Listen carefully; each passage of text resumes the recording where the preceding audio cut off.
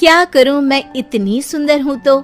श्रीवास्तव मौसी का जब बेटा हुआ था, उन्होंने तभी ठान लिया था कि अपने बेटे के लिए सबसे सुंदर लड़की का हाथ मांग कर लाएंगी। श्रीवास्तव मौसी को भी बचपन से हीरोइन बन के रहने का बड़ा शौक था, तो बहू भी उनको हीरोइन जैसी ही चाहिए थी। एक दिन उन्होंने मिस गाजियाबाद डिम्पल से उसकी शादी करवा दी।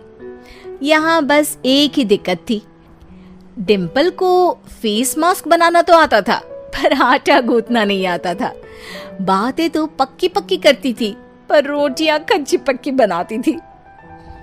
कमला बहन, मानना पड़ेगा, आप शहर की सबसे सुंदर लड़की को ब्याह कर ले आई है अपने बेटे के लिए।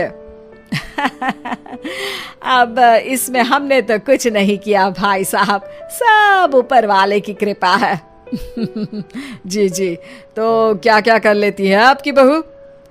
सब कुछ। जाओ बेटा डिम्पल, शर्मा जी के लिए थोड़ा नाश्ता पानी बना लाओ। डिम्पल नजदीक जाकर श्रीवास्तव मौसी के कान में फुसफुसाती है। मम्मी जी, नाश्ता बनाना तो नहीं आता, सिर्फ पानी ले आओ।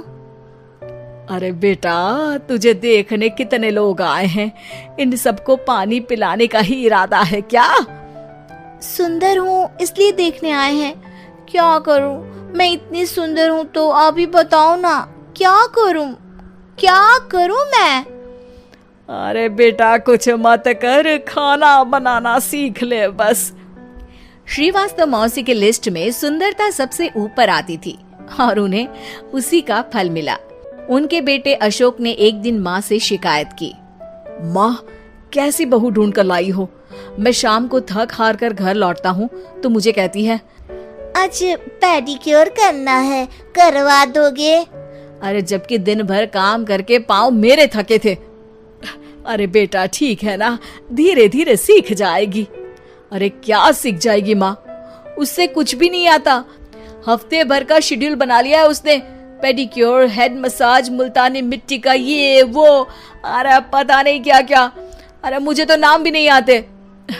देख बेटा, खाना बनाना, सब्जी काटना, ये सब सीखा जा सकता है, पर सुंदरता नहीं सीखी जा सकती। इतनी सुंदर बहू मिली है, फिर भी तू खुश नहीं है, कैसा बेटा है तू? श्रीवास्तव मौसी का मानना था कि समय रहते बहू सब सीख जाएगी, पर मिस गाजियाबाद से शादी कराने के बाद घर का जो नाम हुआ है वो जरूरी है। अरे सबकी बहू खाना बना लेती है, हमारे घर में तो काम वाली दीदी भी है, पर हमारे घर में जितनी सुंदर बहू है ना, उतनी किसी के घर में नहीं। ऐसा श्रीवास्तव मौसी सबको कहती रहती। फिर एक दिन वो हो गया जो नहीं होना चाहिए था, डिम्पल को पिंपल हो गया। डिम्पल घर में छुपी बैठी थी, पर ऐसी खबर छिपती कहाँ है। शर्मा जी घर में अपने बेटी की शादी का न्योता देने आए तो उन्होंने पूछ लिया, अरे आज आपकी बहू नहीं दिख रही? हाँ, वो ना थोड़ा काम में बिजी है, आती ही होगी। और इतने में डिम्पल सही में किसी काम से वहां आ जाती है। बस शर्मा जी की नजर पड़ जाती है डिम्पल के पिंपल पर, जो उन्हें चांद पे दाग जैसा लगता है। पूरे शहर में बात फैल जाती है कि डिम्पल को पिंपल हो गया है। ये दिक्कत काफी गंभीर थी और श्रीवास्तव मौसी को पता था कि अगर ऐसा चलता रहा तो उन्होंने जो हासिल किया था सब मिट्टी में मिल जाएगा। उन्होंने फट से डिम्पल को अपने कमरे में बुलाया। अरे बेटा, शर्मा जी के बेटे की शादी 1 हफ्ते में ही है, हमें उससे पहले ही तुझे वापस सुंदर बनाना पड़ेगा। तू बता, तुझे मेकअप के लिए क्या क्या चाहिए?